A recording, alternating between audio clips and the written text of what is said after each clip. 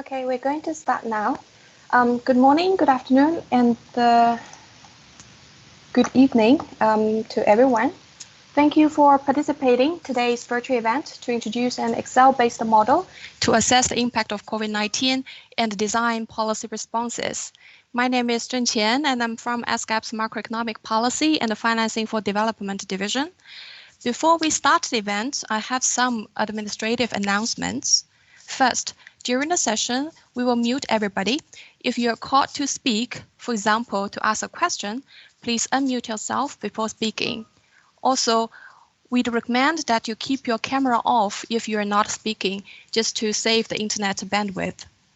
Second, our presenter will give a presentation to introduce how to use the model for about 40 minutes, then followed by Q&A. Since we have a big number of participants today, we plan to have the presentation first and keep all the questions in the Q&A part. However, if you have a burning clarification question during the presentation, please use the raise your hand function, then I'll call your name. Please make sure that the clarification question is brief. When asked your question, please unmute yourself and turn on your camera before you speak, and mute yourself and keep the camera off after you finish the question. Depending on which version of Microsoft Teams that you use, the raise your hand button is either at the top right corner or in the middle of your screen. You can see a hand-shaped icon. Third, to ask a question during Q&A, you can either post your question in the conversation or chat box. I'll ask the question on your behalf. Or you can also raise your hand and ask your question. To open the conversation or chat box, again, depending on which version of Microsoft Teams that you use, the Show Hide Conversation button is either at the top right corner or in the middle of your screen. It has a chat-shaped icon. This is the end of the administrative announcements. Now let's welcome Mr. Hamza Malik, Director of Macroeconomic Policy and Financing for Development Division, to give opening remarks. Hamza, the floor is yours. Thank you very much, Zhen Qian. Good afternoon, colleagues, ladies and gentlemen, distinguished guests, friends. Very warm welcome to this workshop in the new modality of working. Let's begin. I think we're very happy actually that you were able to join us today in this workshop, where we'll be talking about an Excel-based model to assess the socioeconomic impact of COVID-19 and how to design different policy responses. COVID-19 pandemic, as you know, is pretty much an unprecedented shock, and it has imposed unprecedented challenges for policymakers across the globe, including the Asia-Pacific countries. The much-needed containment measures, such as social distances and lockdowns, forced many individuals and businesses to suspend their activities, leading to severe socioeconomic impacts. Most countries are experiencing and expecting significant economic contraction, substantial job losses, and a considerable rise in poverty levels. Our preliminary but yet latest forecast for 2020 suggests that the regional Asia-Pacific region's GDP could contract by about 1.8%. And as I said, they're very preliminary estimates. These numbers might change as more data emerges. In any case, this seems like this will mark, this contraction will mark a bigger economic slowdown than what the Asia-Pacific region experienced during the Asian financial crisis of late 1990s or the global financial crisis triggered by the US in 2007-2008. For the least developed countries in the region, the situation is even more worse, and this kind of contraction, earlier estimates suggest, could lead the poverty rates to go back to levels that were seen about 5 to 10 years before. On the positive side, not surprisingly, actually, the suspension of economic activities has given the environment some breathing space. For instance, we have seen improved air quality, not just seen, experienced it on a daily basis, improved air quality during the lockdowns.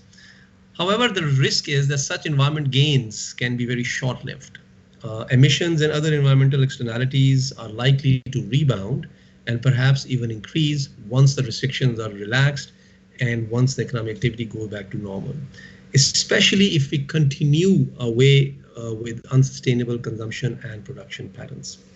So to respond to the adverse socioeconomic impacts of COVID-19, we all know policymakers have rolled out wide-ranging relief measures and policy packages. Some have revisited their budgets and are designing new fiscal instruments, so to speak, and are reprioritizing spending to effectively respond to the COVID-19 induced crisis. Extensive monetary policy measures have been introduced in several countries as well across the region. So during the 76th Commission session of SCAP, which was held in May 2020, we shared and published a socio-economic response framework, which essentially outlines how SCAP can and will support policymakers in their efforts to respond effectively to the crisis. So I'm not going to go into the details of that framework. It's available online. However, one overarching principle that we highlighted in the framework is to what is called build back better, or that we like to call it build forward better, by essentially embedding resilience, inclusiveness, and sustainability consideration into the policy responses so that they're aligned with the 2030 agenda aspirations well in advance. It is in this context that actually we have been working and developed this Excel-based model, which not only provides a snapshot of socioeconomic situation facing each country in the region, but also allows simple policy scenarios to be studied to design policy responses. In contrast to other macroeconomic modeling efforts, we have added social and environment indicators as well to capture broader social and environmental impacts of policy responses, in addition to analyzing economic variables. So we are very happy, very pleased to work with Dawn Holland in developing this model. Dawn is a good friend, an ex-colleague, who's currently a fellow at the National Institute of Economic and Social Research, which is a UK-based think tank. Before that, she headed the Global Economic Monitoring Branch of the Economic Analysis and Policy Division at the UN Department of Economic and Social Affairs, New York. In that role, she and her team were essentially responsible for producing the UN's flagship annual economic report, the World Economic Situation and Prospects. So today we are very happy to have Dawn with us. He will introduce the model, as Jen was saying, for about 40 minutes and explain how the model works and how the users can run different policy scenarios. I believe that my team has shared the model with you earlier before this actual workshop began. If you managed to fill out the online registration forms for this event. If not, we'll be happy to share a link to the model in the chat again. So I sincerely hope that you find the session productive and useful for your work. So without further delay, Dawn, the floor is yours.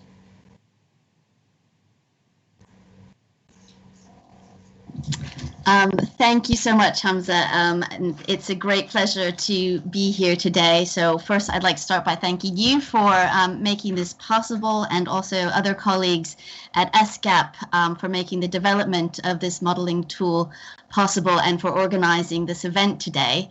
It is a real pleasure and honor to see so many people joining the meeting from across so many different countries. So thank you all for your participation. So as Hamza has said, these have been challenging times for all of us across the world. For economic forecasters, we've been no exception. We've been tasked with the job of trying to assess how the crisis is impacting the economies and other social and economic indicators, with very little information to base this assessment on. So this project developed out of discussions we were having back in April, when we were only just beginning to get a grasp on the magnitude of the global spread of the pandemic, and to think about the economic consequences of the extraordinary measures that were being put in place to contain the spread of the virus. The crisis and these extraordinary measures have delivered a dramatic shock to the world economy. Borders have closed, schools have closed, shops have closed, construction activity ceased, travel beyond a few miles from home was essentially forbidden in many, many countries. This has delivered an enormous shock, and as some of these initial measures begin to lift, we are starting to understand some of the short-term economic consequences. But the blow to the economy has been, and I'm going to try and share my screen now so that I can introduce the slide presentation that we have here. The blow to the economy has been essentially unprecedented in most of our lifetimes. And designing macroeconomic policy responses to ease some of the economic losses that countries inevitably face has been conducted with very little information on how the economies are reacting and how this will interact with different policy alternatives and social and environmental indicators. So this modeling tool was designed to help fill some of those gaps. So I hope, as Thomas has already said, that most of the registered participants have already received a copy of the Excel model.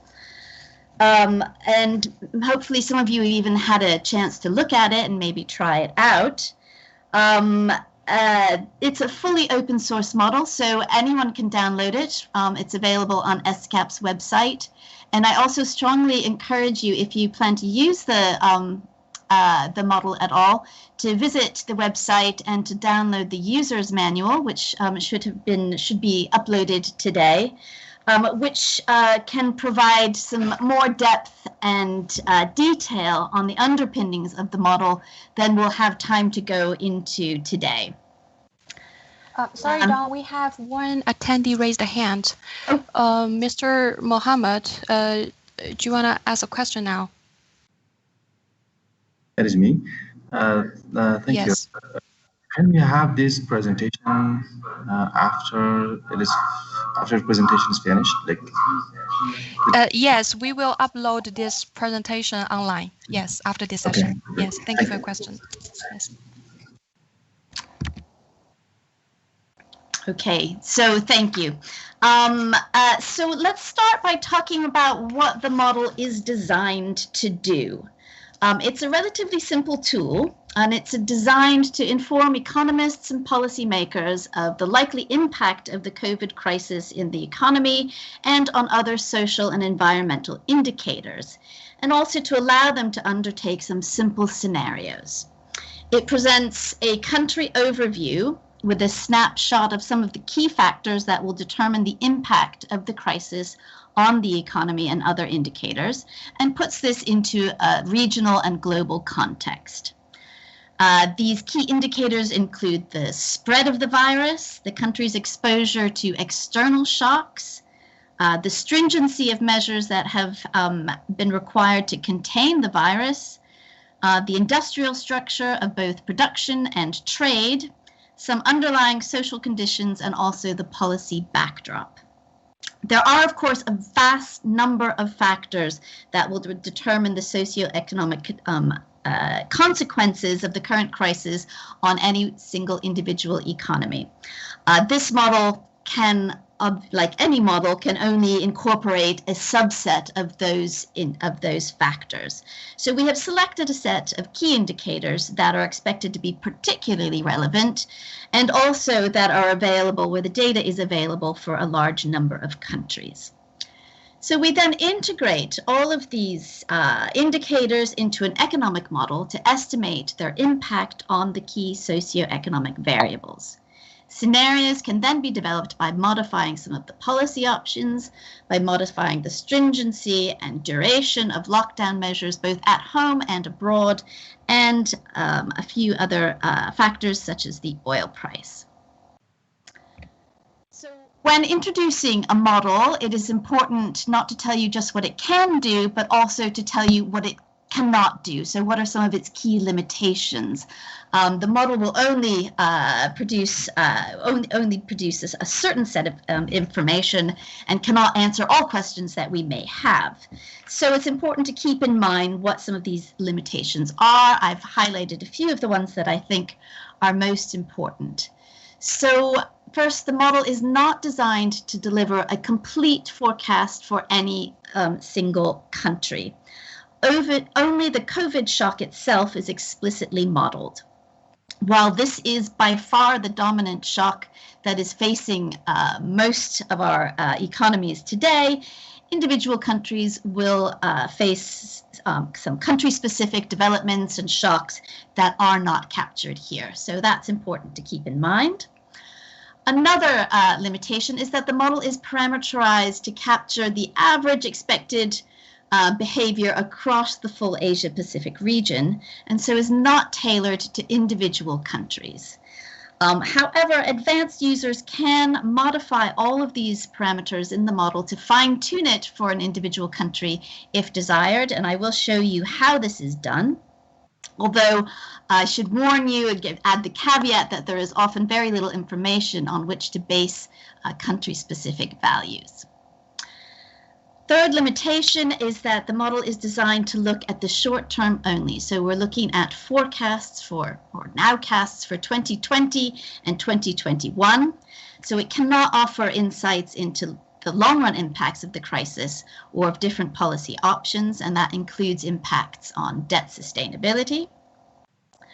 And finally, the model is not designed to assess the health consequences of COVID-19 or of the containment measures that have been put in place to protect public health.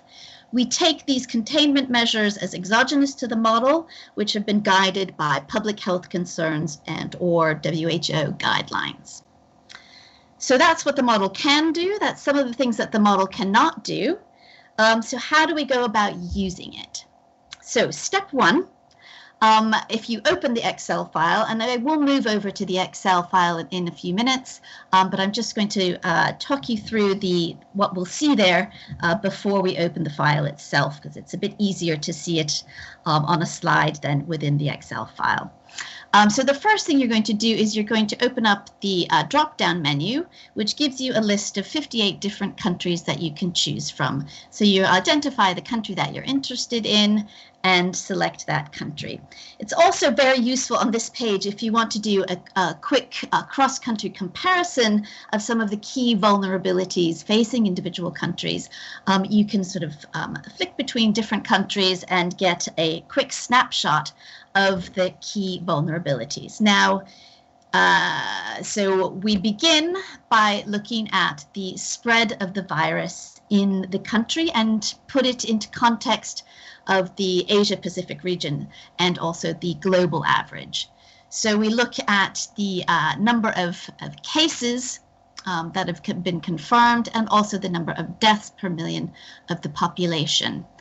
The bar charts show you the levels of that, and then the triangle chart here gives you a sort of sense of how the individual country compares to global averages and the regional average. The outside gray triangle shows you the global average of cases per million, of deaths per million, and of deaths relative to reported cases.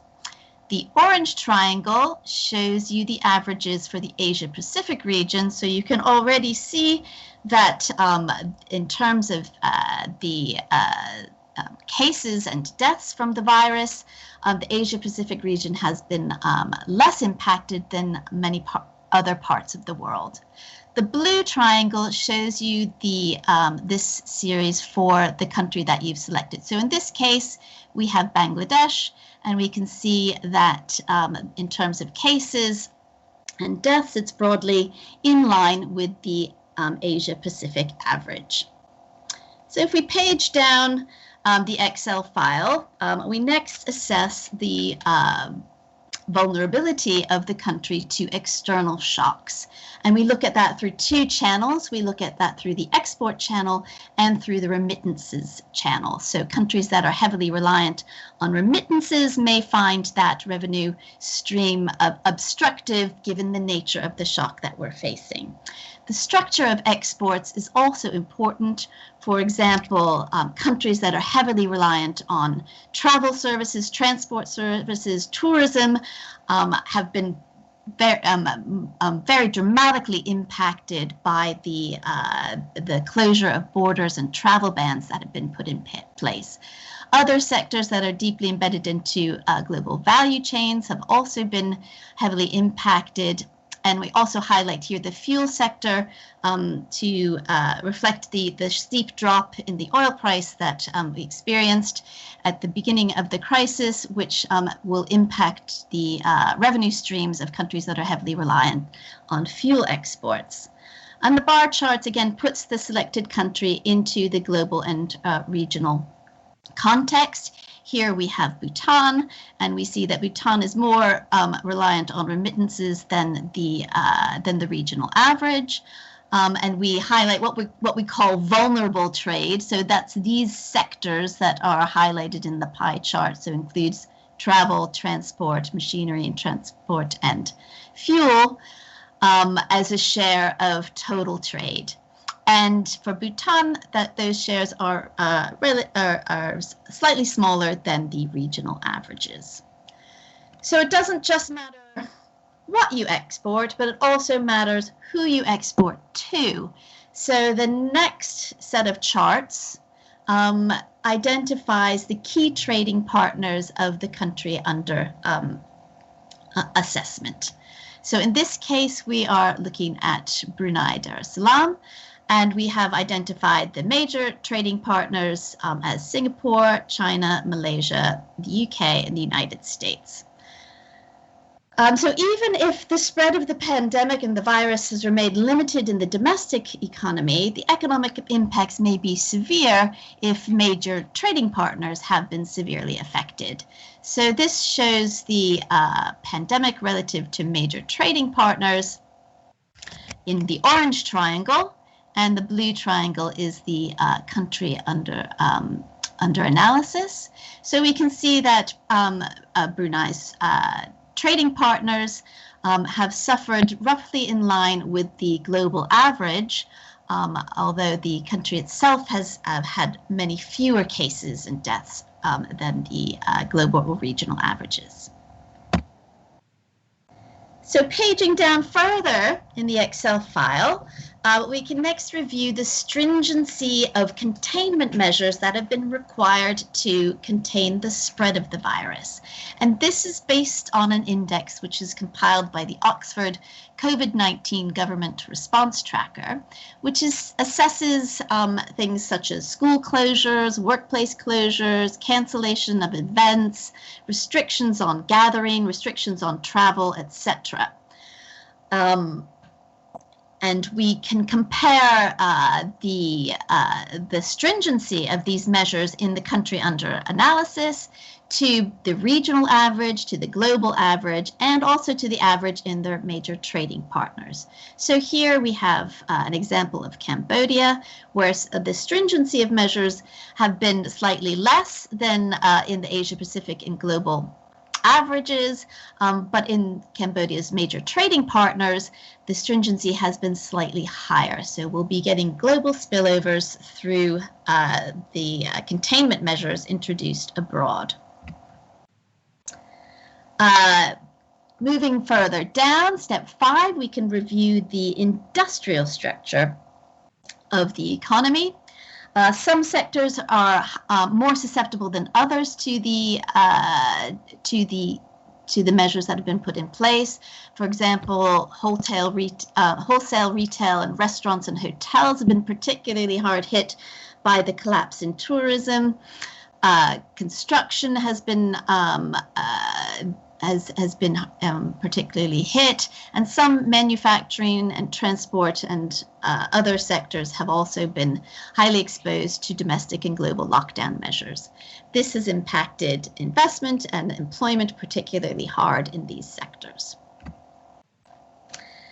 And the next step, step 6, is to review some of the underlying social conditions in the economy, which may impact the country's capacity to cope with the crisis and the speed of their recovery. So these measures capture medical capacities, social protection, job security, and governance. And so again, we have the outer triangles in gray and in orange representing the global and regional averages for these variables. And then the inner, the blue triangle, or it's pentagon, representing the country under analysis. So in this example, we've shown India, where some of the measures are the social backdrop is less secure than some of the global and regional averages. So that may make it more difficult to cope with the shock that is faced. Finally, we reviewed the macroeconomic policy backdrop. Many countries have introduced large fiscal support measures to help households and firms cope with the shock that's been caused by the global pandemic. To the extent possible, we have disaggregated the announced policy measures into the share that's coming from, that's targeting income support to lower income households, that's targeting employment retainment measures, that's providing liquidity support to firms, that's targeting healthcare spending and other factors. So each of these will have a slightly different pass-through to the other variables in the model. We also show here the scale of carbon subsidies that may be in place in the country. Reducing these subsidies can create fiscal space to help finance some of the other measures that are being put in place to support the economy and also accelerate transition towards cleaner energy use. It would also have some short-term economic consequences on GDP growth. Below the fiscal measures, we show what's happened to the exchange rate since the beginning of the year and what's happened to interest rates since the beginning of the year. So in this case, we see that the exchange rate has, so a rise is defined as a depreciation. So in this case, the exchange rate of the country in question has depreciated by about 6% relative to the US dollar since January.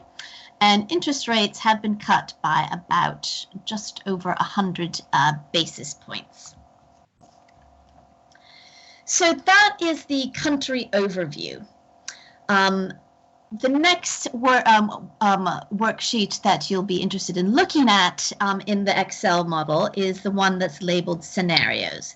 So the scenarios worksheet takes all of the measures that are introduced in the country overview page, combines it with other data and incorporates it into a set of model equations, which allows us to produce two sets of forecasts. So we can present on the right-hand side, this is at the top of that page, we have what we call the pre-COVID-19 forecasts. So that represents where we thought the economy and social indicators were heading back in December or November before the crisis hit.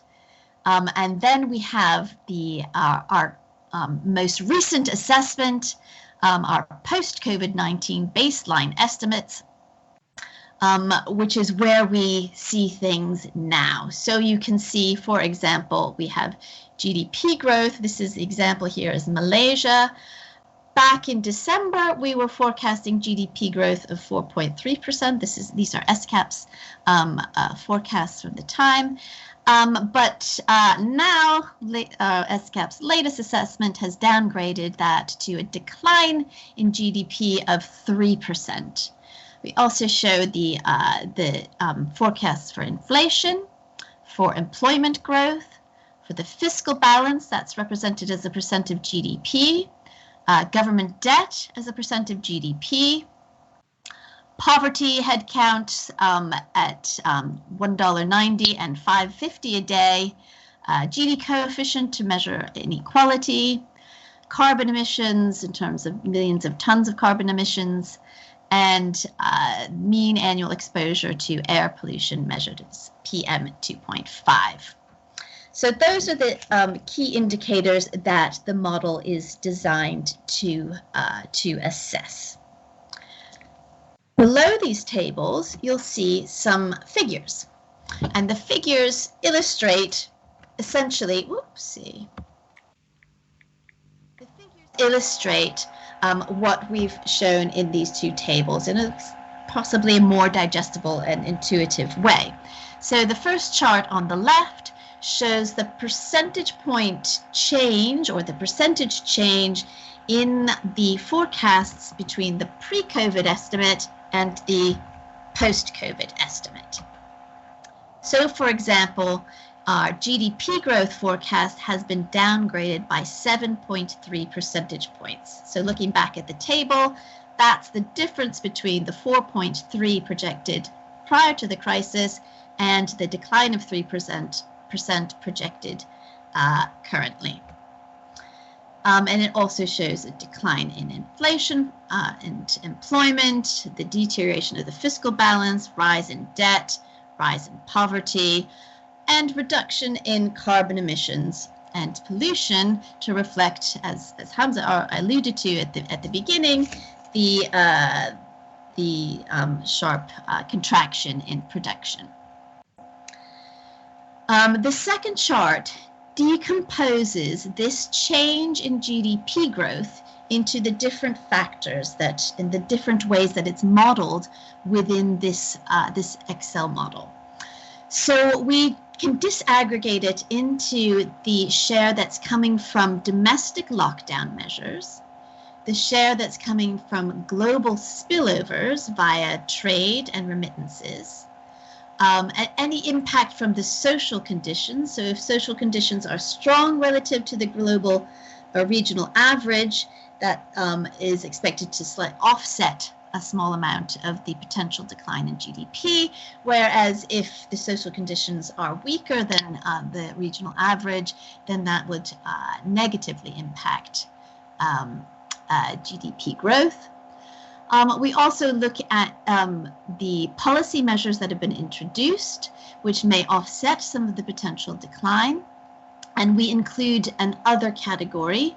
Other is there to capture any factors that are exogenous to the model, that are not captured here.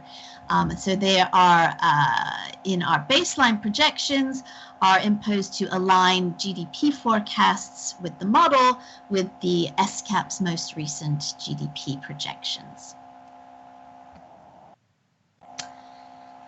So looking below those charts is the area where we can conduct scenario analysis. On the left, we see some of the key assumptions that are underlying this post-COVID baseline set of forecasts. These include the fiscal measures and their disaggregation across the areas of fiscal support that I identified before, so those targeting lower income households, employment retainment measures, firm liquidity supports, healthcare spending, and other factors. We also show the degree of carbon subsidies that are in place, which may offer some opportunity for creating additional fiscal space, the interest rate changes that have been made to date, our estimate of the average national lockdown stringency in 2020, and also we have an estimate for 2021. In general, we are assuming as our baseline assumptions that stringency, that lockdown or containment measures will be gradually, will continue to be gradually lifted over the course of the year, so that in 2021 they are approaching zero. So these numbers range between a low of 0, where there's no containment measures in place, and a high of 100, where basically nobody's allowed to go out or do anything. So this is the domestic, so the national lockdown stringency, and we also have the average lockdown stringency in the trading partners. This is our initial assumptions on the oil price, and these are the other impacts on GDP growth that were exogenously imposed in our baseline assumptions. Now, in the yellow, everything in yellow is where you can are values that you can change. So you can, rather than using this initial set of assumptions, you can impose a completely new set of fiscal measures, of interest rate paths, of the lockdown stringency, both at home and abroad, change the assumptions on the oil price, and or add any other exogenous impacts on GDP growth. And we will look, when we look at the Excel file, we'll be able to actually do that. Below that, you can view the impact is a table, which is a similar table to what we saw up here in the baseline estimates. So this will present the new forecasts which incorporate all of the policy changes that you have introduced in that highlighted yellow section. So that we get the table, and then we also get a figure which compares the baseline projections in blue to the scenario projections that you have produced in orange.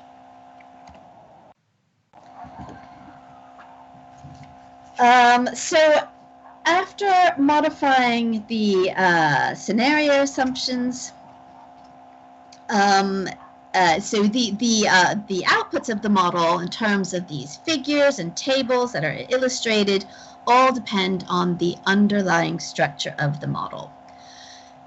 All of the data, the parameters, and the calculations under the model are available within the work file so that you can actually see exactly what's going into it. They are also detailed in the user's manual, which some users may find more intuitive to follow than tracing through all of the links in the Excel file. So you may want to look at those side by side, or look at one rather than the other. All of the parameters and elasticities underpinning the model have been calibrated based on available information. In many cases, this available information is necessarily very scant. And so the assessments do rely very heavily on expert judgment, where no solid information or existing literature can be applied. But as I will show you, the users can modify any of these elasticities to tailor them to an individual country, or to test the sensitivities of these assumptions on the forecasts that are presented.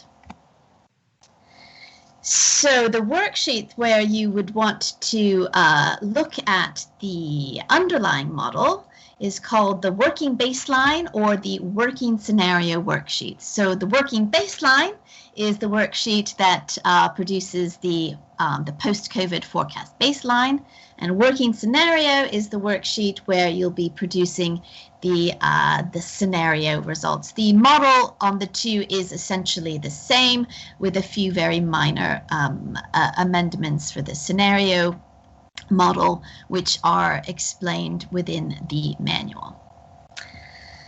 So at this point, I think it is useful to to move straight over to Excel so we can actually look at the model itself.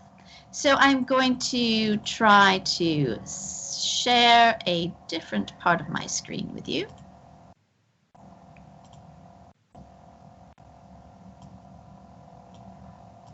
Which is here. Okay. So this is the model. This is the Excel model. So along the bottom, you'll see the names of the different worksheets. The first one that you'll want to look at is called the README sheet, which gives you a brief overview of what's in the model. Now, the very first thing that I would strongly recommend that you do before making any changes to the model is to start by saving it with a different name. This is so that you can always go back to it. So I'm going to do that now, just as good practice. I'm going to File, Save As, and I'm going to Demo Model. So we can make whatever changes we want here and then go back to the original file without having it impacted in any way.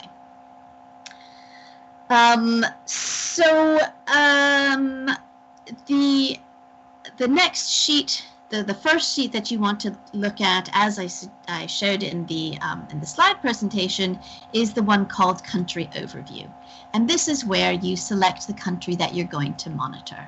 So as I said, we have 58 different countries that you can choose from. You can select any number of them to go back and forth and get a quick overview of the key indicators in that country. So let's select, for example, Georgia.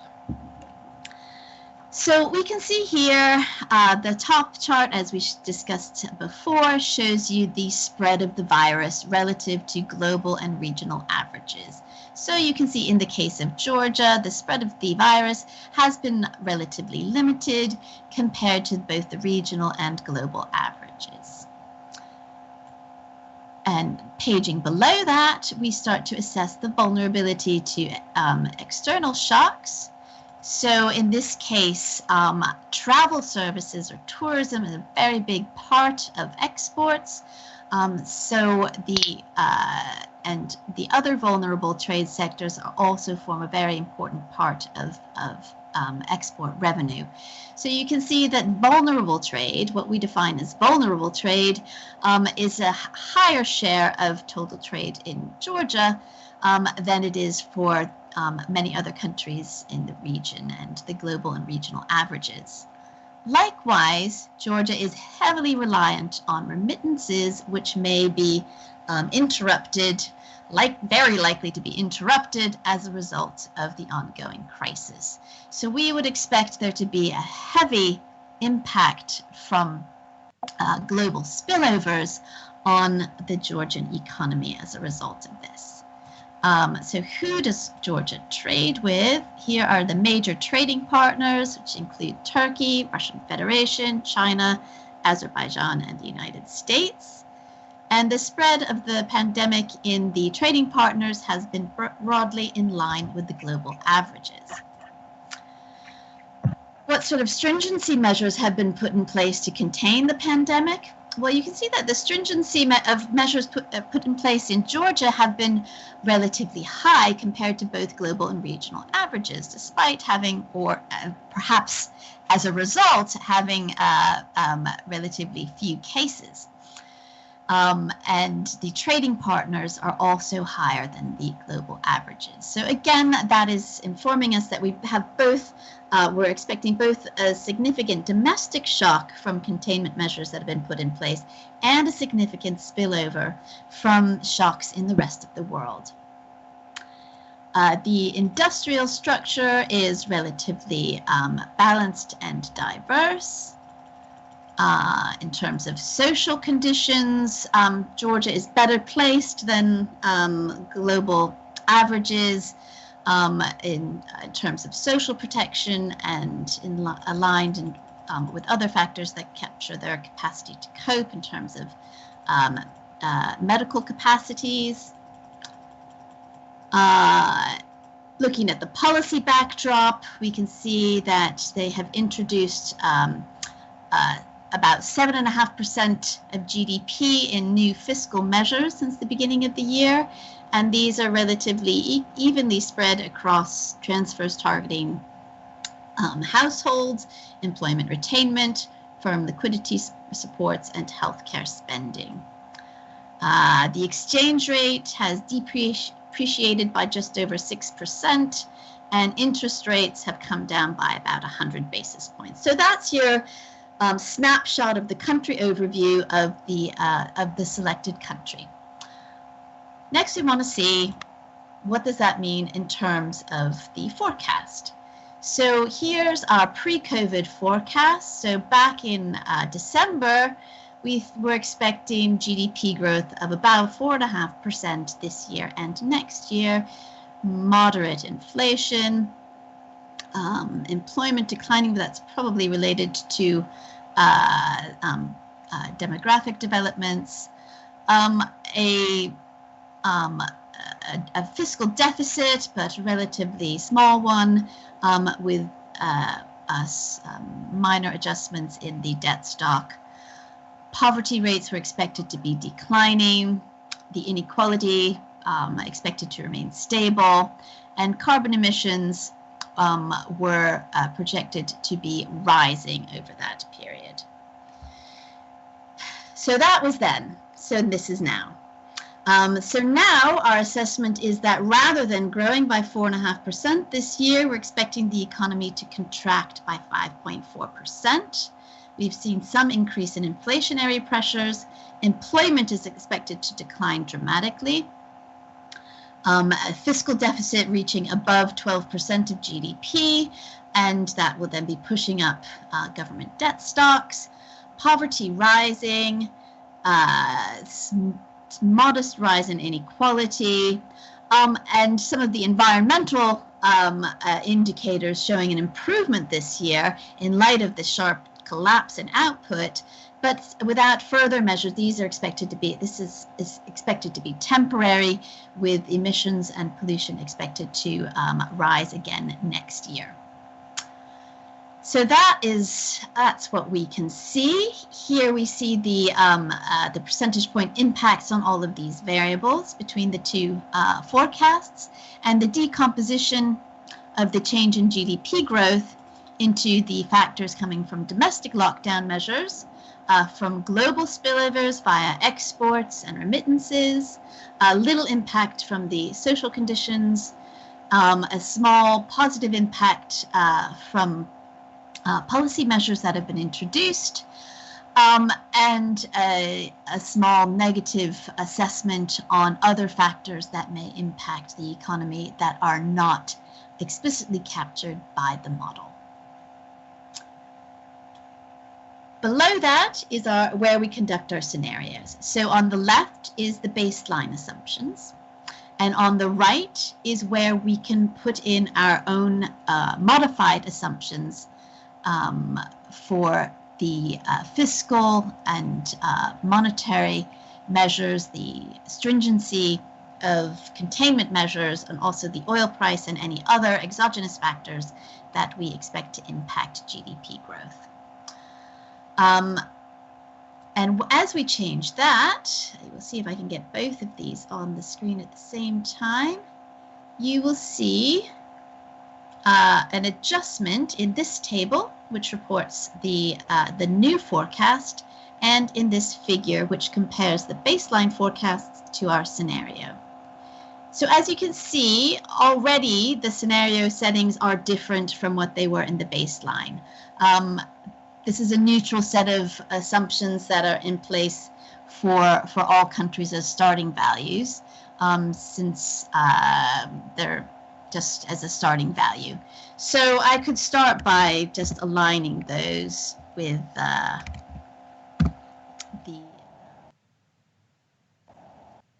baseline values, so that we are starting from the same position.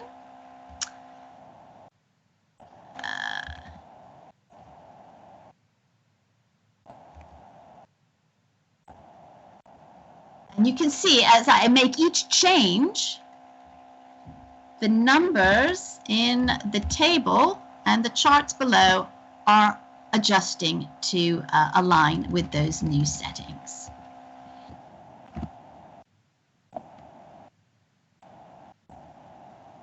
Now, by default, we have for most countries assumed that any policy measures that are put in place this year, fiscal policy measures put in place this year, are partially withdrawn next year. So if you are spending 2% of GDP to support transfers to lower income households this year, we would expect that as the economy begins to function again, half of that is withdrawn in 2021.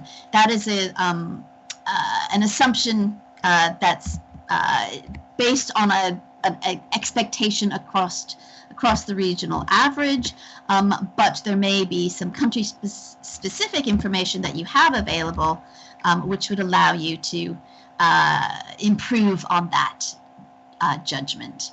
For example, so now we have aligned them so that the two forecasts are identical in the baseline and the scenario.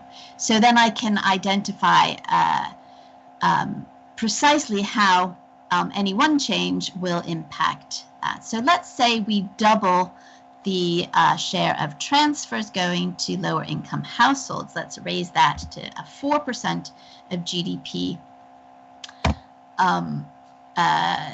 in support.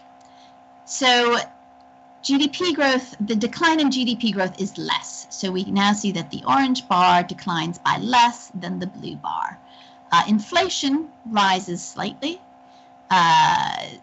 Employment growth declines by less because we're creating some, or we're losing a few fewer jobs because of the smaller decline in output. The fiscal balance, on the other hand, deteriorates. So we see a deterioration in government balances, which in turn means that we're seeing a sharper rise in government debt.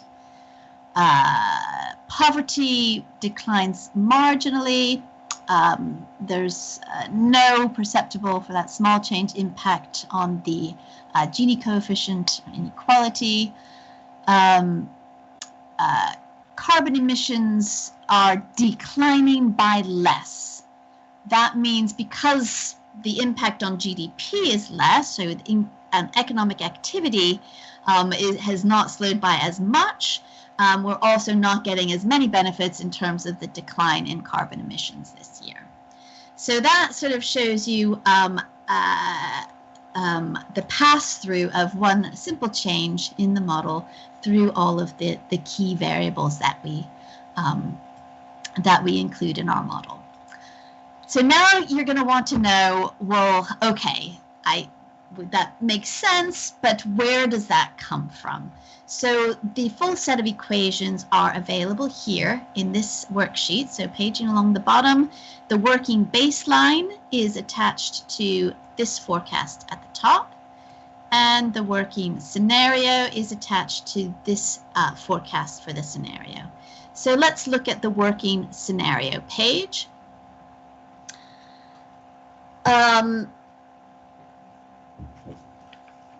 At the top, these are the same tables that we produce that we've seen elsewhere, but what we're interested in is what's further below. So here we have, for example, how we model the impact of domestic lockdown measures or containment measures on GDP growth, and we model this through a consumption channel and through an investment channel. So we have an elasticity of consumption with respect to a change in this lockdown index. And that was derived based on available information that we had on retail sales patterns in the first few months of the crisis, so on data that was available to May 2020. We interact that with the actual change in the stringency index that we have included in our scenario, and in the share of consumption in GDP. And that gives us our impact of the lockdown measures through the consumption channel in our model.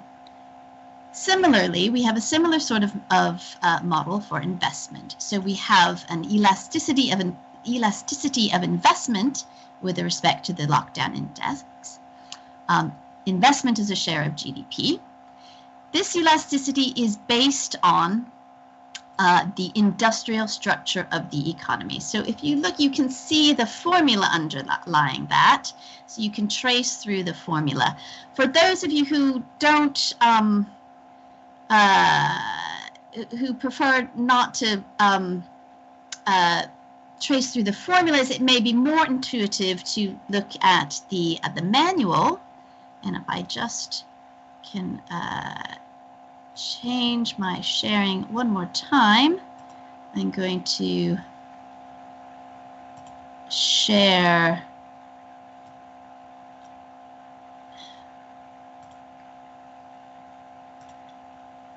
the slides again, which shows you one page from the manual, which puts this in into a sort of an equation form. So rather than having to trace through the different cells in Excel, you can see that we've modeled the change in GDP growth coming from domestic lockdown measures as a function of the change in this lockdown index, an elasticity of private consumption with respect to the lockdown stringency, and it shows that we've estimated that at 0.24, the consumption share of GDP, the elasticity of investment with respect to the lockdown index, and it shows how that, it explains how that elasticity was derived, the investment share, and this important variable that I'm calling leak, which represents import leakages.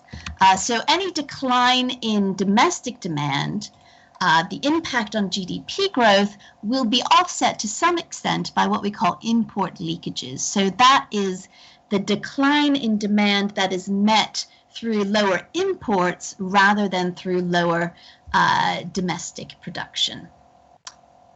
And this cell here is the value which determines the import leakage elasticity for the countries. This was set relatively high, and that is because in the current crisis, we're expecting world trade to be contracting at a faster rate than world GDP. In normal times, I would normally set this value to about 1.25. So that would have trade rising at rising or declining at a slightly faster rate than GDP growth, capturing globalization historically. Here we've increased it to a higher value based on other crisis episodes where we've seen trade collapse more sharply, much more sharply than output. Now, all of the cells that are highlighted in orange here have values that the users can modify. So, for example, I can change this. The model setting is set at 1.85. But what would happen if I change that to, as I was saying, my standard normal import leakage elasticity would be about 1.25. So in order to, let's see if I can put, yeah. So we can see what happens to this table when I change. Sorry, Dawn, to interrupt. Yep. I think probably the screen is frozen. It still shows your slide, user's manual slide. Thank you for letting me know. Thank you. Sorry about that. My apologies.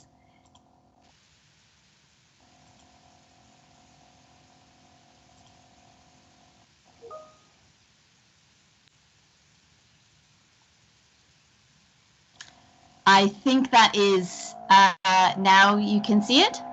Yes. Yes, good. Okay, my apologies for that.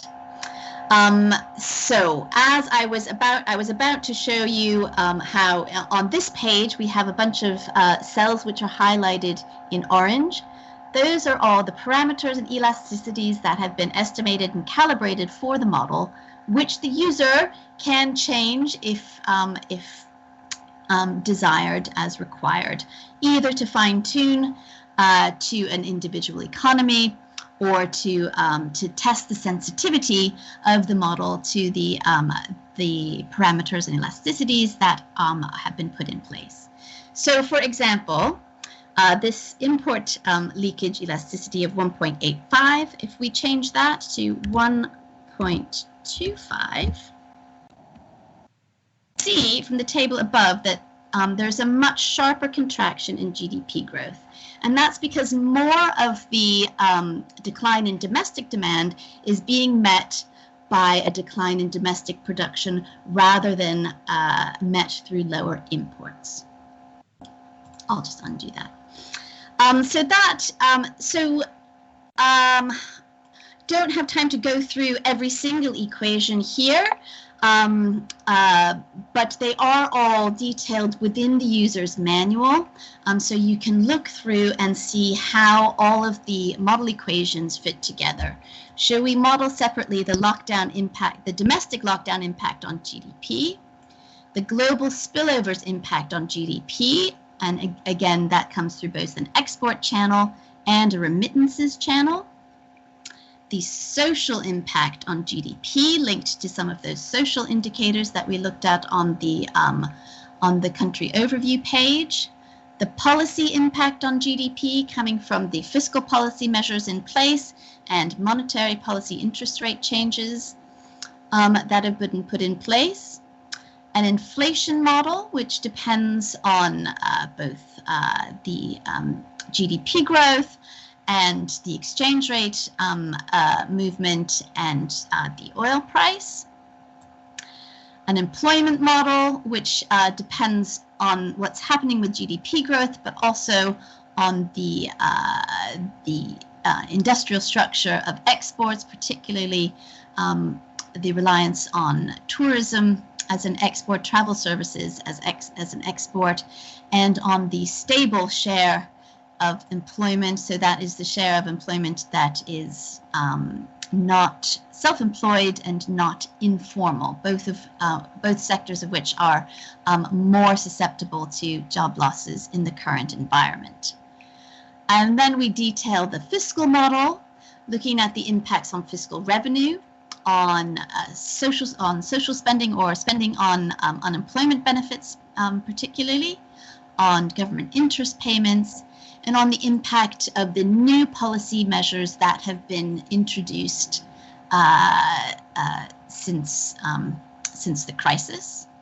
We have our model on the impacts on poverty, and our model for the impacts on carbon, on CO2 emissions, which is also linked to the impact on pollution. So that takes you through. I can see that we are getting to the end of the time that I was meant to be presenting. So I'm going to stop at that point and just conclude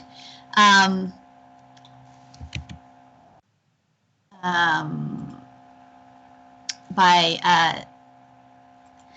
saying that this is a relatively simple model, but it does manage to capture quite a number of important channels in the economy. We really hope that you're going to be able to make use of this model in your work, and look forward to hearing your feedback and how you've been using it and if you've adapted it in a particular way for your purposes. So thank you very much for your attention, and we look forward to any questions and comments that you may have. Thank you, Dawn, for walking us through the simple model. Although you say it's simple, but actually it's quite comprehensive, because actually there are a lot of model equations embedded in that. And for the participants, if you download the manual, you will see all the equations there and all the data that we have plugged in the model. There are some questions from the floor. Some are logistic questions. First is whether we are going to share Dawn's presentation. Yes, we are going to share the presentation after this session. And the second, if we are recording this session, yes, we are also recording this session, and the video recording will be uploaded to the website. We will share, we will send an email and inform when the PPT and also the video clipping is available online. Okay, I see there are some questions on the floor already. First, this is from Sokiev Ang. Sorry if I don't pronounce your name properly. So he asks, I wonder how the social protection is measured. I guess this relates to the your initial presentation bit, how fiscal spending on social protection was measured there. Yes, thank you very much. So I am going to open up the, let's see, I have to share my screen or you won't be able to see it.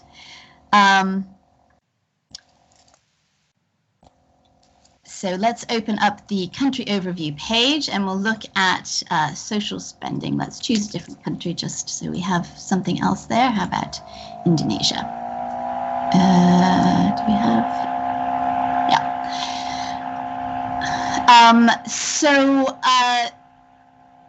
Social protection.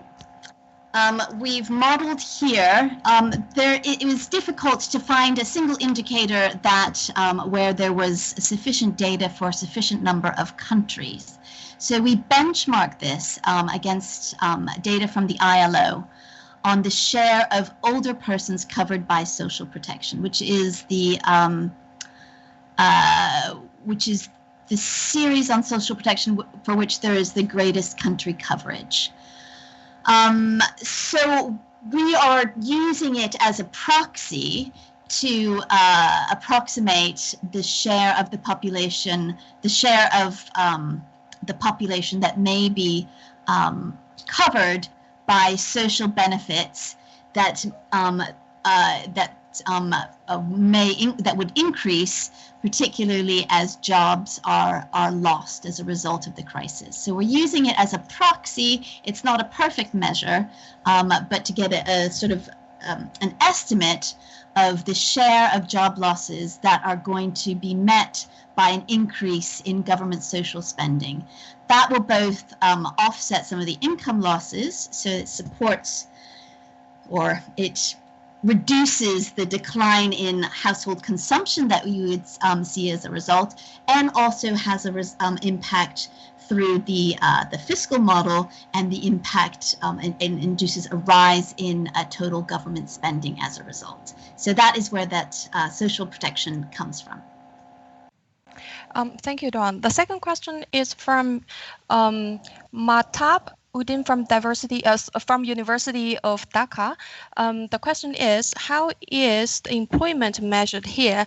Is it percentage change?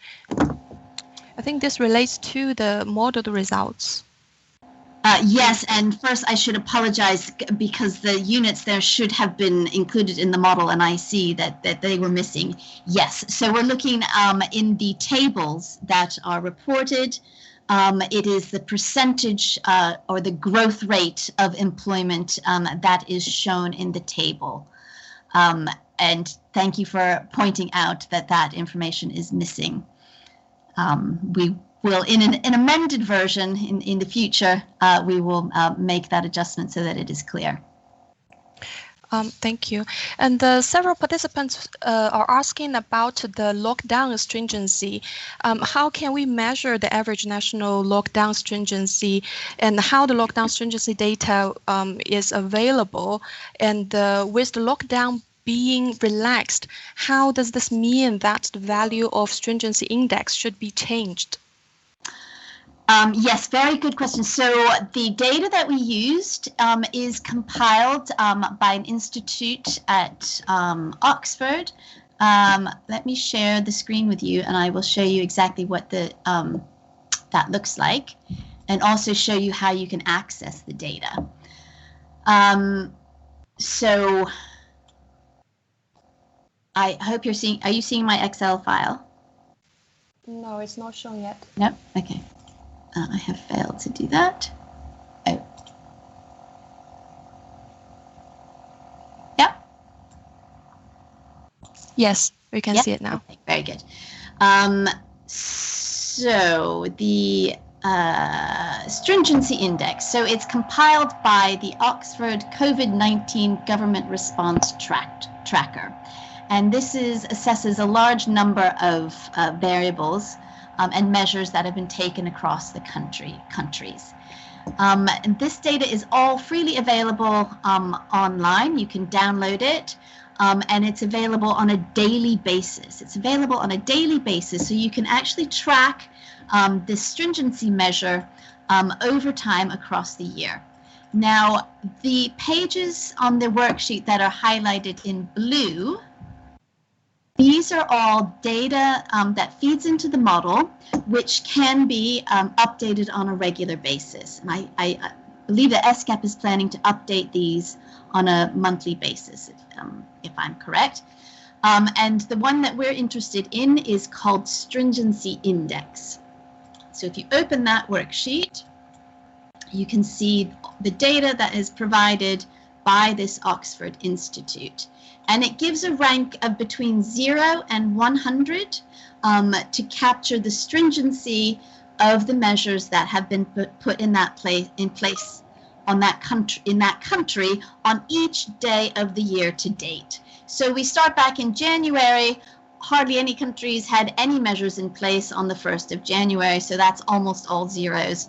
You've got a couple of, you've got Mongolia, Macau, and Hong Kong were the only countries at that stage that had really introduced any containment measures. Now, as you page along, as time goes on, and you get to March, and suddenly the spreadsheet is filled with data. Almost all countries around the world had introduced some form of containment measures by March. And these then, in some countries, they increased in April, and in some they started to gradually decline. So you can see we've got data here. The end point is the 9th of August. So that's the last point that we updated it for. We can then, if we updated it again today, we would be able to update until the 16th of August. So we can, for every single country, create an average of this index over the year as a whole. We have to, in order to do that, we have to make some assumption on what's going to happen in the future. So we have data up until the 9th of August. So whatever happens from the 10th of August until the 31st of December is all based on an assumption. So we've applied a common assumption for all countries, which is that the containment measures in place will gradually decline over the course of the year so that they are approaching zero by January 2021. Whatever level they reach in January, we assume will remain constant over the full year 2021. This is an assumption.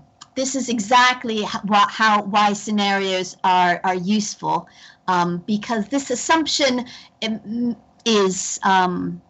may prove moderately accurate for some countries, and in other countries you may have better information. So you may know, for example, that in the country that you're looking at, containment measures have been fully lifted. So you actually are already, as of the 17th of August, down to a value of 0. So you'll want to introduce that into your scenario.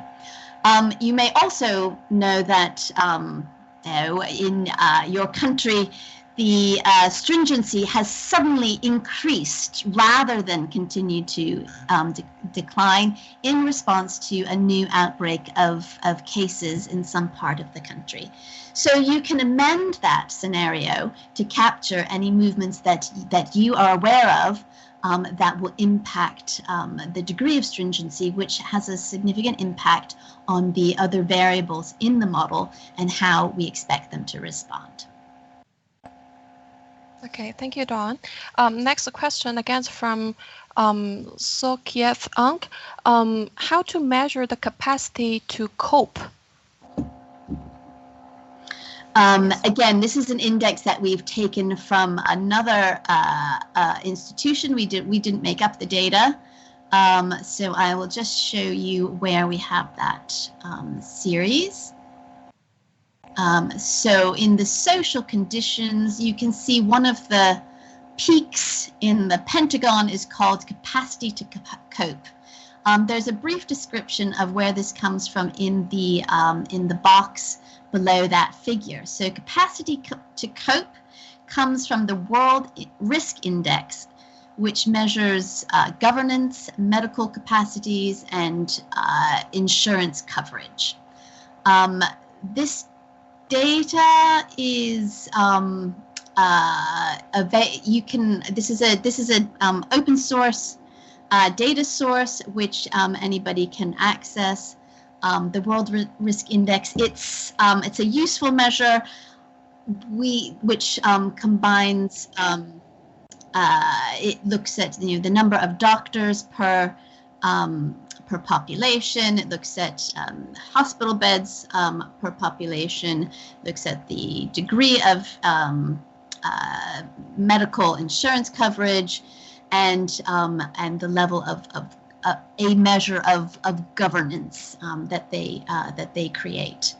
All of which may impact the capacity of a country to cope with a response to a crisis.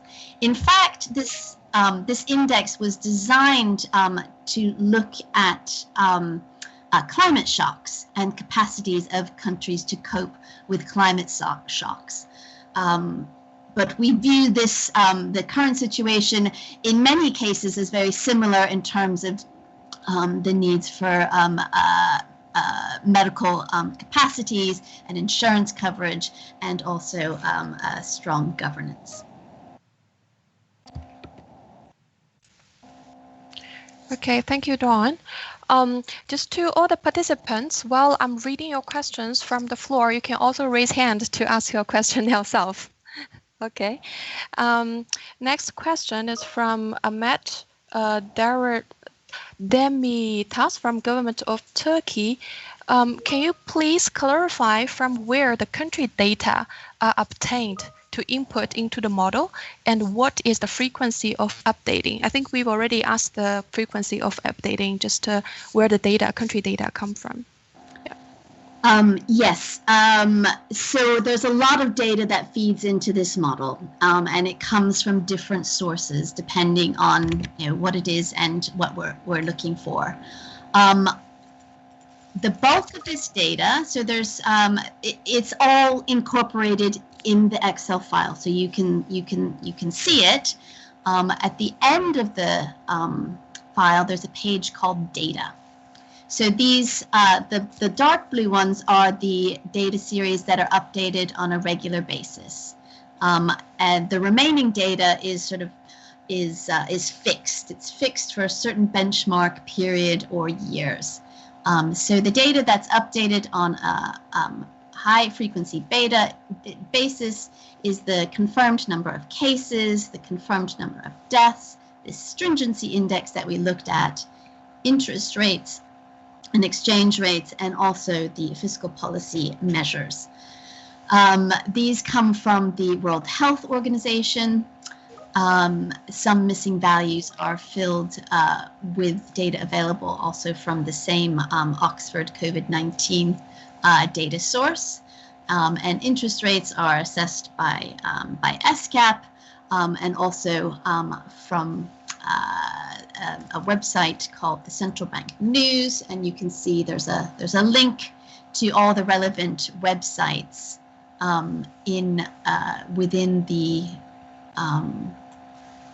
within the data sheets that you look at. So you can click on these and link straight to the data sources. Now, the other series, which are not updated on a regular basis, are on this sheet called Data.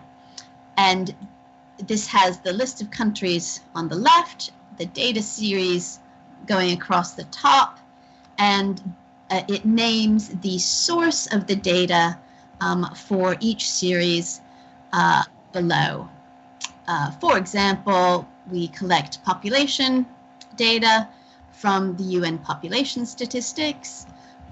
We collect the level of GDP in 2018 from the UN Statistics Division, and we use that also for all of the national accounts shares. So for the what we call the C share, that's the consumption share of GDP, etc., and the production shares, agricultural share, mining, utilities, share of production, etc. We collect remittances from the World Bank remittances database. We collect mean income from the DESA database from the World Economic Forecasting Model. We collect some other data sources from the IMF's World Economic Outlook. And this is the coping index that we were looking at, which comes from the World Risk Index, which comes out of the University of Stuttgart. Action measures come from the ILO's social protection database. Other indicators come from the World Development Indicators of the World Bank, etc. So and also most of the trade data is coming from UNCTAD. So all of this data, you can see it's a long file, so there's a lot to get through. But most of the sources are identified here in that file, so you can track down where each of the series is coming from. Okay, thank you, Dawn. I just want to quickly add, yes, in the data sheets, we've already documented the source of the data. Also in the manual, we document this information as well. So when you download manual, have a look at that as well. Okay, next question is from Imad Durin. Please, is it easy to add a new country not in the list and what it needs? Is it easy? In principle, it is easy. As we were building this, we have included data. If you look at this sheet, there's data because we need some of it to feed into the impact from the trading partners. We have included data for more than just the 58 countries that the model covers. So we can, starting from row 61, we've got data for all sorts of other countries. In principle, it's fairly straightforward to add in another country. What are the main challenges of doing that? The main challenge is in terms of setting the policy assumptions. So the fiscal policy assumptions, particularly the disaggregation of the fiscal policy into the 5 different categories of support that we discussed. Technically, all you have to do is add, so replace this drop-down menu with a new drop-down menu, which if you are, if you know how to use Excel, or if you know how to read the help information provided by Excel, is a relatively straightforward thing to do.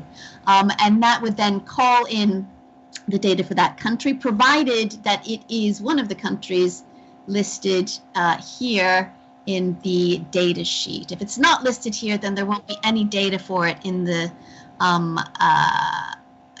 file yet, and so you won't be able to find anything, so it won't work. But provided you're interested in modeling a country that is listed here, you should be able to get at least some of the information very quickly just by changing the drop-down list. And more detail can be provided because you can always modify the policy settings through the scenario assumptions. So you can create your forecast through this part of the model as well.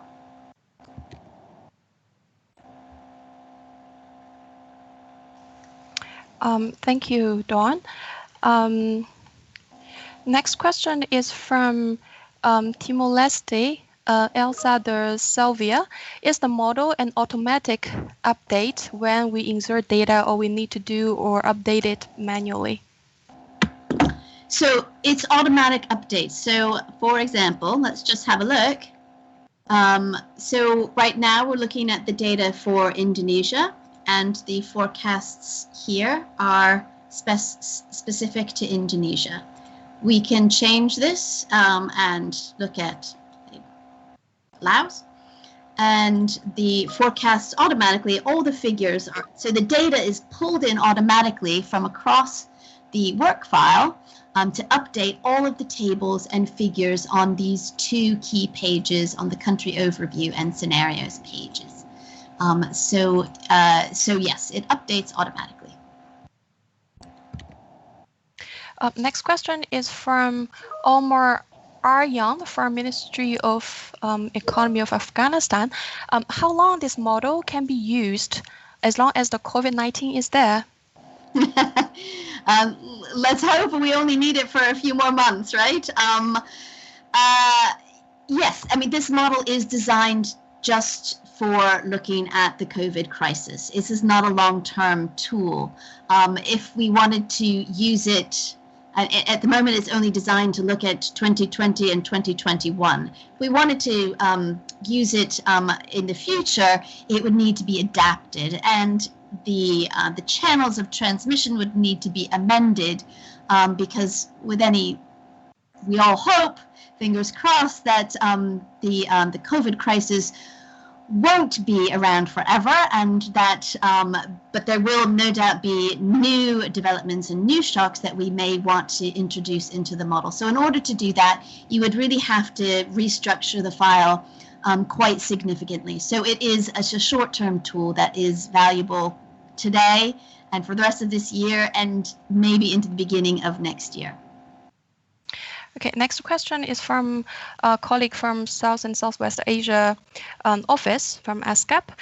Can we add a forecast on tax to GDP ratio in the model? If so, could we, if so, what could be the underlying equation? Yes and no. So the difficulty is pulling the raw data in. We have an estimate of revenue, a government revenue in the model, but this is not based on actual data. This is based on an average value for the region as a whole, because we did not collect that data series for the full set of countries. So in order to do it properly, you would need to collect that data series, and then you would need to amend the work file in order to add that information in. I can show you, we have under the working scenario and working baseline, we have here, when we look at the fiscal model, we have a model for revenue. Now, and this depends on this exogenous setting here, which is highlighted in orange, so that's something that you could change, which is revenue as a share of GDP. And we take here the regional average, which is 15%. Obviously, this is not fine-tuned for any specific country, and you could improve on this by updating that value for the country that you are interested in modeling. If you did so if you put in here the actual ratio of tax to GDP for the country, then that would automatically produce both a pre-COVID estimate of revenue or tax, however you defined it, and a revenue post-COVID. So you could then compare the levels of the two. So in essence, the tools are already there to calculate that information. All you really need to do is to update these orange cells on rows 90 and 91 to calculate the data that the specific series that you're interested in. If you want it to show up in the tables, then you're going to have to do some work to modify the tables. That gets to be a bit messy because there's so many links to the different worksheets in the file that I would do that with caution. But it's certainly something that can be done, especially if you're very familiar in working with Excel. Next question is from Azarian Karim from BIDS. How many months have been covered in the pre-COVID scenario, for example, 2019, and in the projections? like 2021, are the declines in GDP showing percentage decrease from the original growth rate? Thanks. Yes, very good question. Interpreting the tables and figures, how can we interpret them? Yes, so the pre-COVID-19 estimates were forecasts for GDP growth, inflation, employment, etc., that were made prior to the crisis. So these don't change because they are actual forecasts that were made back in November, December period, before we were thinking about how the COVID crisis was going to completely change everything. So, for example, in November 2019, the assessment for Mongolia was that GDP would grow by 6.3% this year and 6.2% next year. That was the forecast that was made at the time, so that is a fixed value. Our current forecast is in this table. So again, these are absolute values. So this is the forecast for GDP growth, minus 1.9%. But as soon as we move down to the figures, rather than looking at the growth rates, we're looking at the differences between the two tables. So this is the percentage point difference between the GDP growth that was forecast back in November and the GDP growth that we're forecasting now. So we're a forecast of minus 1.9% is a deterioration, a downgrade, a percentage point change in the GDP forecast of minus 8.2 percentage points. So that is how you should interpret the figure, which is showing something that's different but derived from the information in the two tables. Similarly, the decomposition of the GDP impact is showing the decomposition of this 8.2% percentage points. So the difference between the pre-COVID GDP forecast and the post-COVID GDP forecast, not the level of the GDP growth or decline itself. I hope that's clear. I know it's a little bit tricky to make the distinction, but I hope it's clear that that we're showing different things. So the table is the actual growth rates. The figures are the difference between the two growth rates. Thanks, Dawn. Next question is on Mongolia from Nujamal Jalivola. Having a quick look at data for Mongolia, I noticed that there is a zero government debt in pre-COVID scenario, while Mongolia has an already high debt to GDP ratio. What is the source of that data?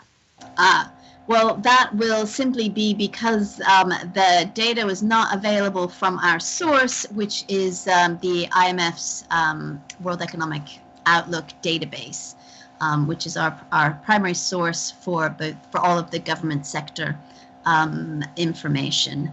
So yes, thank you for pointing that out. So as an expert in the economy, yeah, I can see exactly what you're saying. It shows that there's zero debt.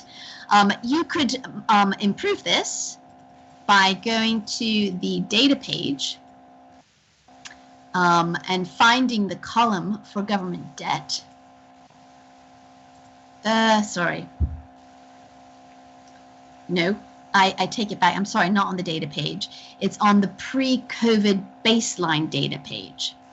This shows all of the data that's going into that first table on your right.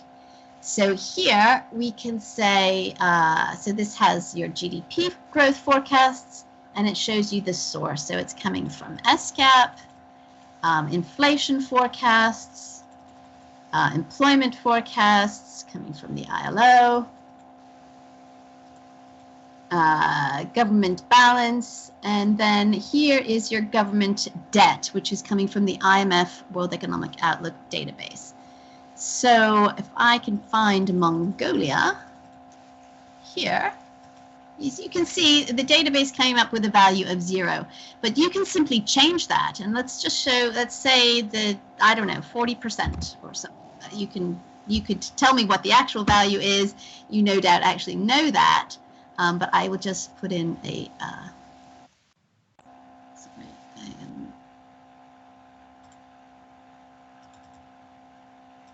So let's say 40, we'll just put it in at 40 for all 3 years. And then you'll see if we go back to the scenario page that will have popped up here, and that will then impact the debt projections that are in the post-COVID baseline. So I would strongly recommend, if you have an improvement on the pre-COVID estimates for the particular country that you're interested in, you can update all of these in line with your own pre-COVID forecasts or assessments, so that they more closely resemble the numbers that you want to be working with. Thanks, Dawn. Next question is from Dr. Sajid Amin. Thank you for excellent presentation, simple yet comprehensive model. My question is regarding how to adjust some anomalies that we can see. For example, the elasticity of remittances to the pandemic is set to negative, but Pakistan is recording history high remittances inflows over the last couple of months. How can we adjust it in the model? Yeah, very good question. And yes, like I said, the model is designed for an average outcome and not tailored to a specific country. So that's very interesting to learn that remittances have been rising in Pakistan. So let's just go and we'll change the country.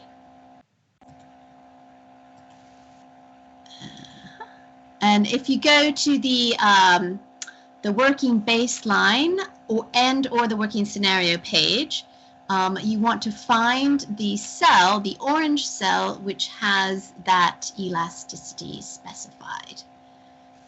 So that will be coming from the global spillovers. So we've assigned an elasticity of minus 0.42. Let's approximate it, on the assumption that remittances are expected to decline as a result of the current crisis. If that's not happening, then you could so you want to change this value in these orange boxes. So you could set it to 0, or you could in fact set it, if you think it's having a positive impact on the economy, you could set it to a positive value. So how you're going to calibrate it is not obvious, but you could experiment with different elasticities to see how significant that one change is to the forecast. So I can't. Let's go back to the beginning. Let's just have a look. So the scenarios, we see GDP growth is forecast at minus 0.4. If I change this one parameter from minus 0.4 to plus 0.4, what happens?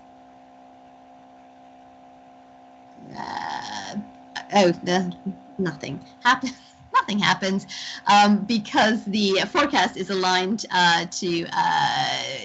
with the SCAP's forecast for the baseline. Sorry, we should do this through the working scenarios page, not the working baseline page.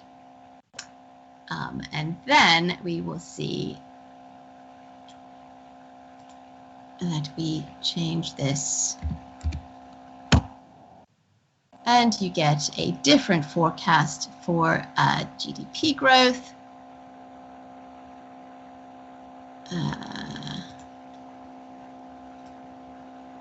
In your working scenarios here. Apologies, I'm not showing you the same table once, but you get the hopefully understand the channel through which you would make that change. It's just one specific cell within the work file, which can be amended to align with your view of the economy that you are trying to model.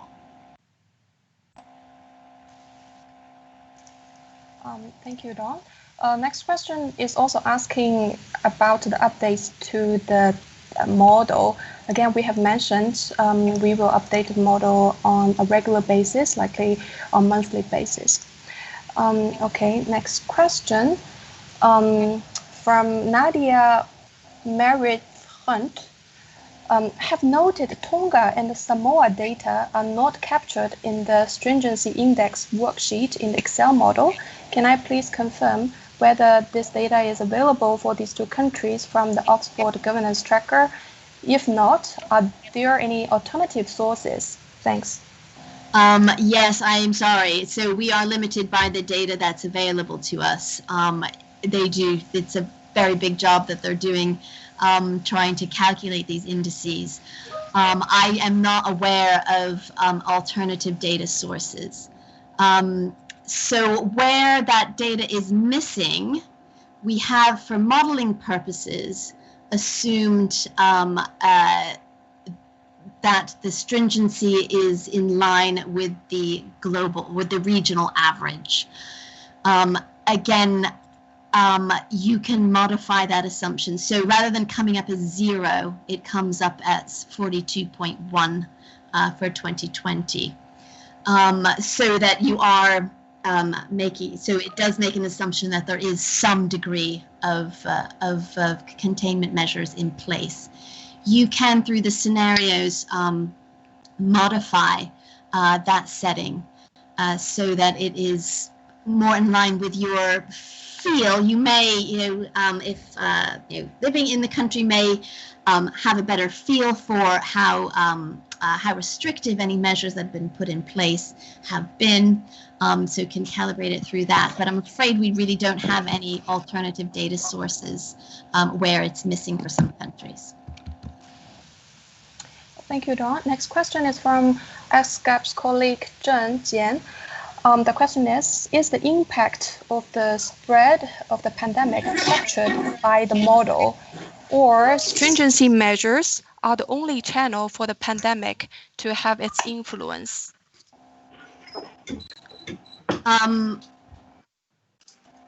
Yes, so that's right. So the spread of the pandemic itself does not have a direct role in the model.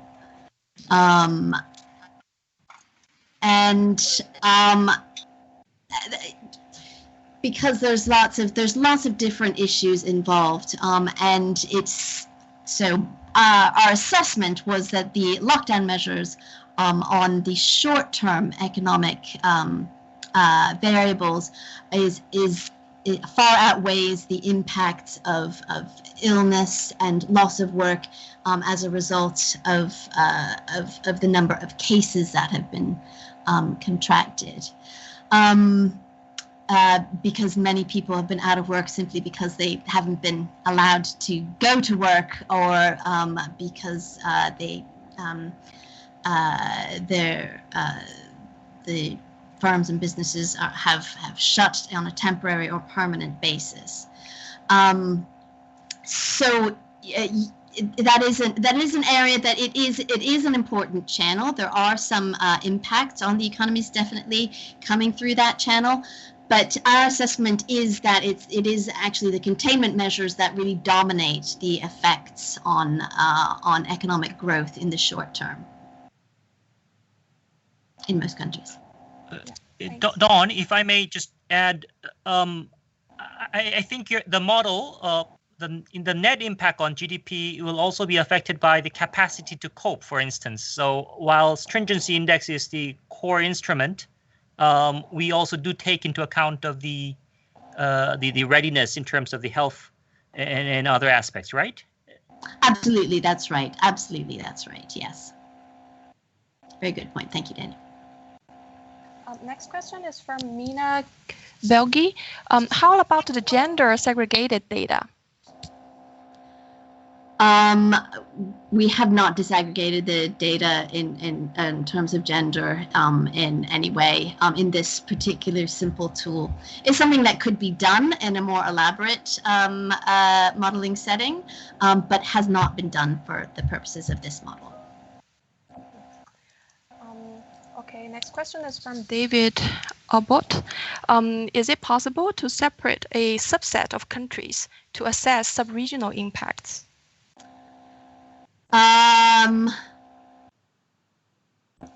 I mean, if the file is not set up to do that. The file is not set up to do that.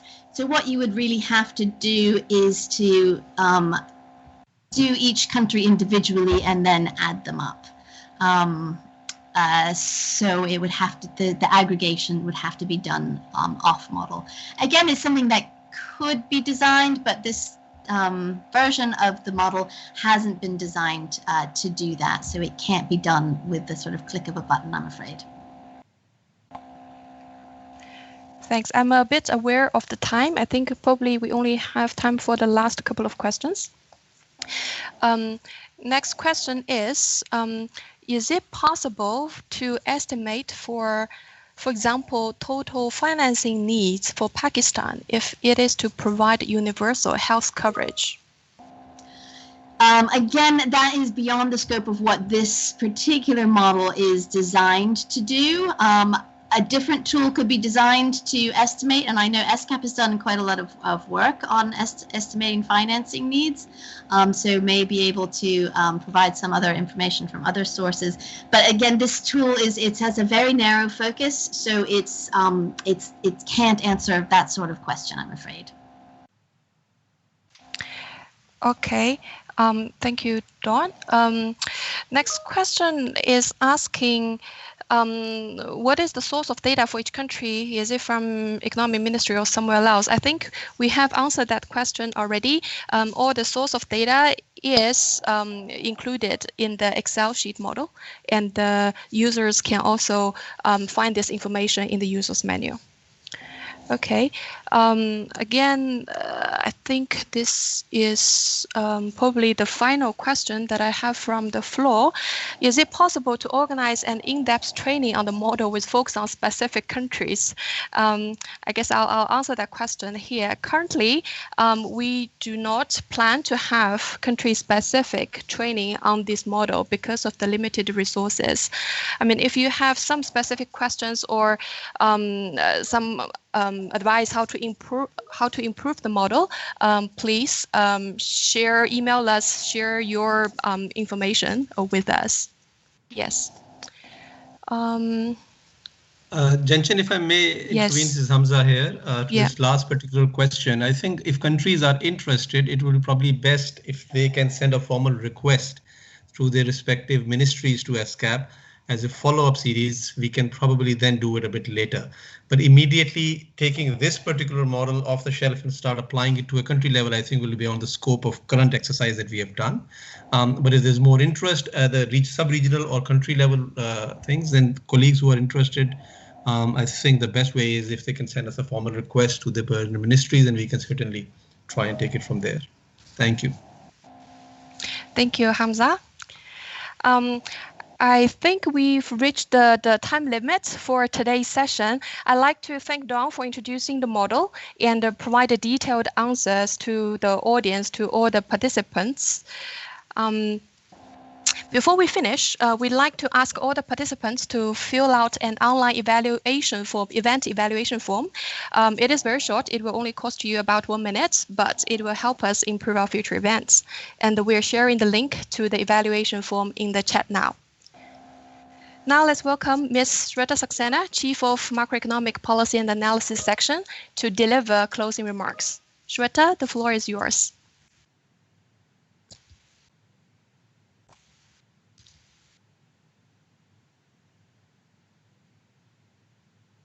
Shweta, maybe you put your mic on mute.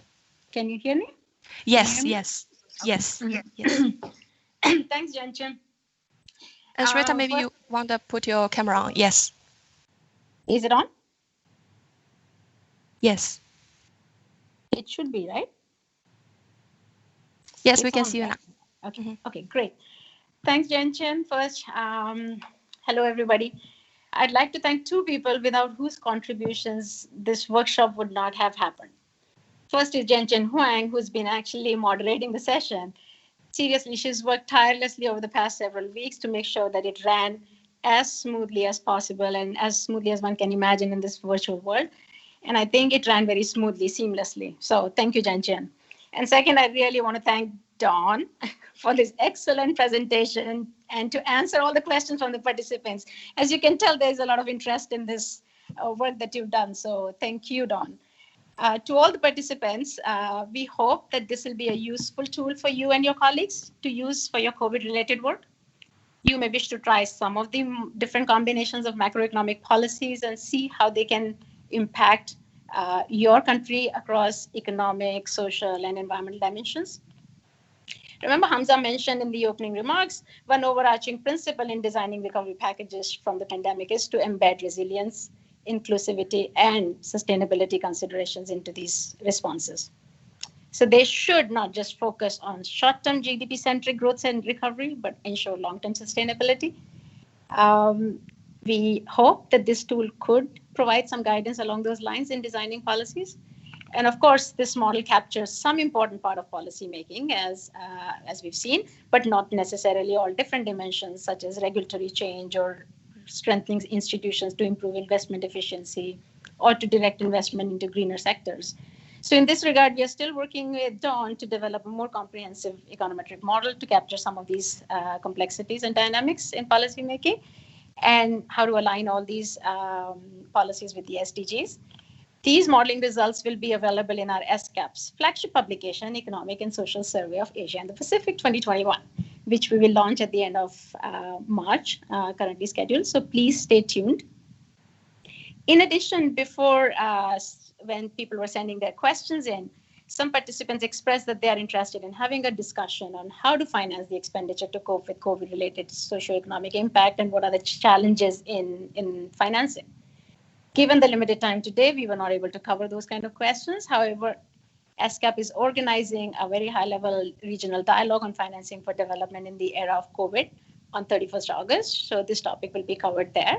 So you can tune in there.